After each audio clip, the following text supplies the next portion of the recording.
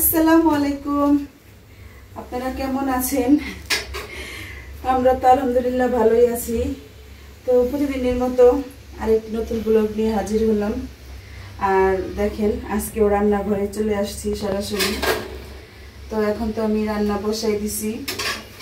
চুলাতে আজকে গ্যাস নাই, একদমই নেই, তাই সিলিন্ডার গ্যাসে রান্না করতে হবে। তো ভাত তো বসাই দিলাম।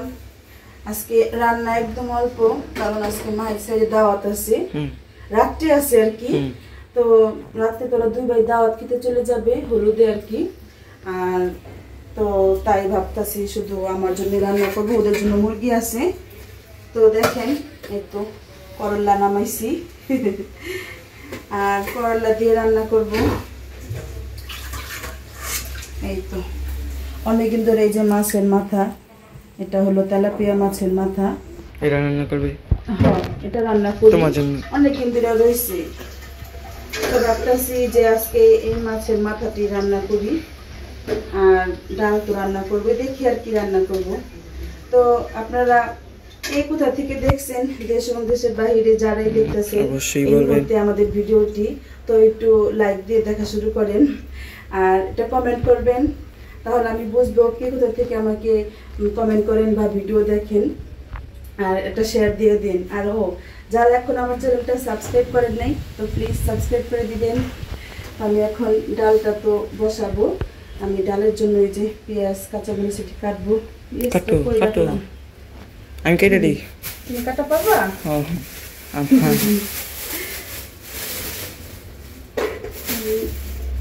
তোমার জন্য করলা রান্না না?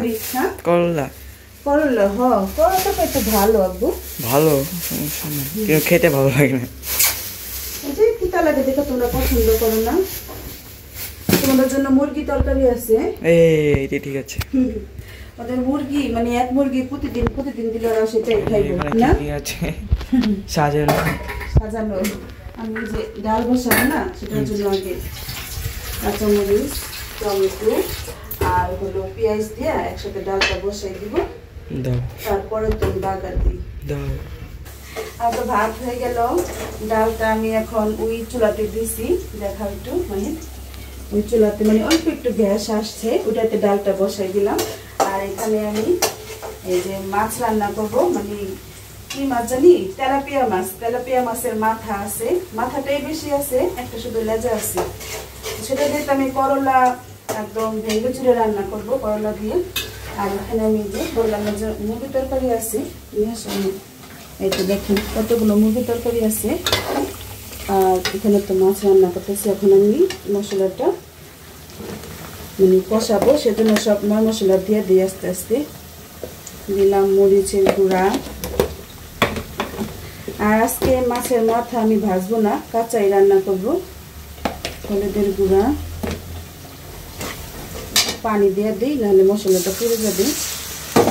আর দিব যে আদা রসুন বাটা, এই মশলা দিব, আর বেশি মশলা দিব না। দেখেন এখনো বরফ হয়ে রয়েছে, বরফ এখনো ছুটে নেই, সমস্যা নেই, যেটুকু ছুটছে ওটুকুই চলবো, বেশি লাগে না।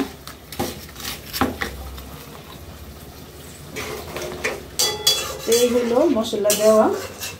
আমি যে টমেটো আর কাঁচামরিচ একটু পরে দিব, এখন না। এখন এটা আমি কষিয়ে নিই।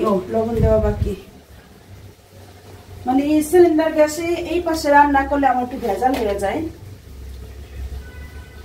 সবকিছু থাকে ওই সাইডে। মশলা কষানো হলে আমি আবার ওই যে মাছের মাথা দিয়ে মাছ কষিয়ে নিব, ভাজবো না আজকে। মশলা একদম কষিয়ে নিলাম ভালো করে। এখন এই তো আমি যে এখানে মাছের মাথা আর এই যে লেজা যা আছে এটা দিয়ে দিব। তো এটা আমি আজকে আর ছোট করে কাটলাম না, আলামি রাখলাম, কারণ এটা তো আমি একদম ভেঙে চুরে রান্না করব, তো এইভাবেই ভেঙে যাবে।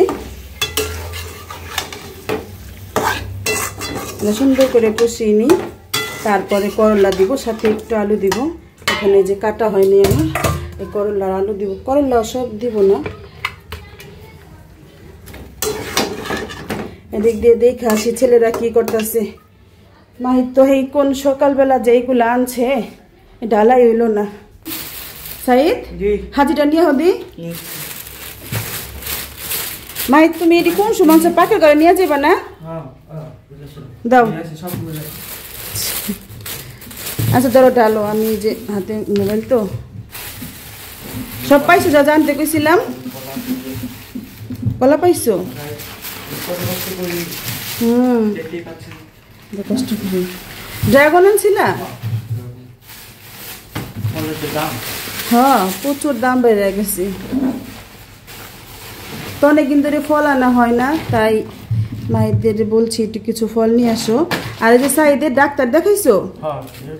আচ্ছা সাইদের ডাক্তার বলে তেমন কিছু না, শুধু সাইদের যে ঠোঁটের এখানে এটা দেখাইবা? আচ্ছা দেখাইতে চায় না, মানে ঠোঁটের এখান দেয়া কেমন একটু ফুলা রয়েছে আর কি, কোনো ব্যথা নাই কিছু নেই। তোমার ওই যে কামড় লাগে খালি বারবার। ও আচ্ছা তো মাহিদ দেখি আলা কি কি আনছো। এই আল্লাহ গো হ্যাঁ আচ্ছা বাবা, অনেক কি করবা। ড্রাগনকে গোলাপি কালারটা আনছো না? আমার কাছে গোলাপি কালারটা ভাল লাগে। তাই এখন দুই ভাই গোসল করে আসো, ভাত দিয়ে দিব ধনু ভাইকে। হ্যাঁ তা তো জানি আছে। তা তোমার আছে কোচিং নেই? তোমার কয়টায়? সাইড পড়বার যাবে কয়টায়? ও তা ঠিক আছে, যাও গোসল করে আসো তোমরা দুই ভাই, তোমাদের ভাত দিয়ে দিই। গোসল মোসল করে আসো। একটু যদি আরো আগে আনতাম এই ফলগুলো সুন্দর করে ধুয়ে রাখা পারতাম। যাও ভাই পাক করে নিয়ে আহো, ফলটি পাক করে নিয়ে আহো। যাও পাক করে নিয়ে যাও। কলা বেচে সাইডে। আচ্ছা এখানে রাখুন, পরে সব গুছাইতেছি। আগে সব রান্না বাড়া শেষ করে নিই, তারপরে ওগুলো ধুইয়া জড়াইতে হইব। এখন আমি ভালো করে মাছের মাথা সুন্দর করে কষিয়ে নিলাম। এখন এই যে কাঁচামরিচ আর টমেটো দিয়ে দিব। এটা এখন একটু ভালো করে কষিয়ে নিই।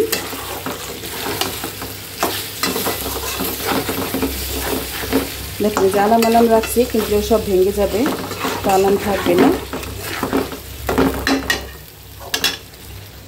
আর এই যে আমি এখন ডালটা বাগার দিব।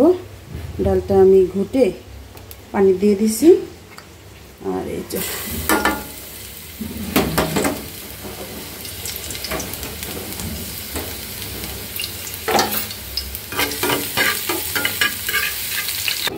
এখানে তো আমি ভালো করে মাছের মাথাগুলো একদম কষিয়ে নিছি।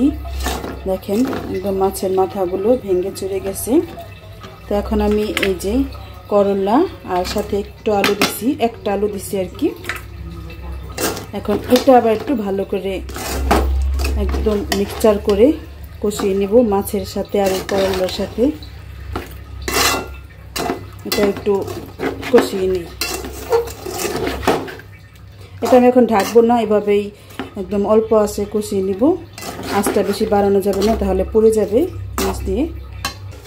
রান্না শেষ পর্যায়ে একদম দেখছেন মাথাগুলো কিন্তু আলাম নেই, সব ভেঙে চুরে গেছে। এখন আমি ধনে পাতাটা দিলে রান্না শেষ হয়ে যাবে। তো আজকে তো এই রান্না, বেশি কিছু রান্না নাই। ডাল রান্না করলাম, আর ছেলেদের জন্য তো মুরগি আছে, সেজন্য আর মুরগি রান্না করতে হলো না। তো আজকে রান্নাটা কেমন হলো কমেন্ট করে জানাবেন। কার কার পছন্দ এই রান্না। মানে এমনি তো করলার ঝোল আমি অনেক রান্না করি, সেটা আমি দেখাই আপনাদের। করলার ঝোল তো মাছের মাথা দিয়েও রান্না করা যায়, আবার এভাবেও মানে আজকে কিন্তু ঝোল নাই, দেখেন একদমই ঝোল নেই আজকে তরকারিতে। এই যে এই ঝোলটাও এখন টানিয়ে ফেলবো, টেনে যাবে এখন চুলাতে যে আছে। তো এটা একদম কি বলে একটা ঘাটা ঘাটার মতো হবে আর কি। তো করলা দিয়ে এভাবে শুধু করলা দেওয়া যায়, আমি আবার সাথে একটা আলু দিছি যদি ছেলেরা একটু খায় আর কি, সেজন্য। তো এই আজকে রান্না বাড়া ছিল।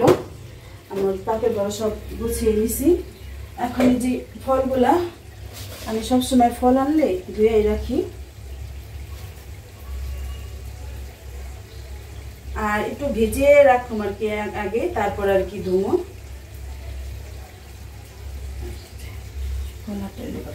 ঝুলাই রাখি